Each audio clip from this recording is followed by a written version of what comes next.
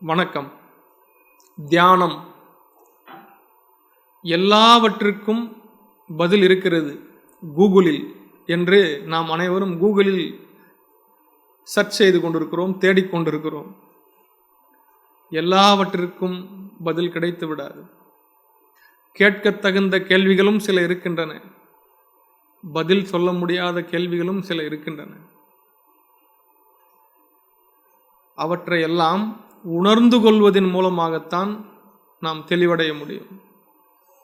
அறிந்து கொள்ள முடியாதவற்றை உணர்ந்து கொண்டுதான் நாம் தெளிவு பெற முடியும். இது தியானத்தின் மூலமாகத்தான் வாய்க்கும்.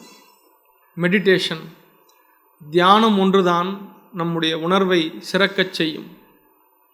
காணாததை காண்பிக்கும், கேட்காததை கேட்பிக்கும்.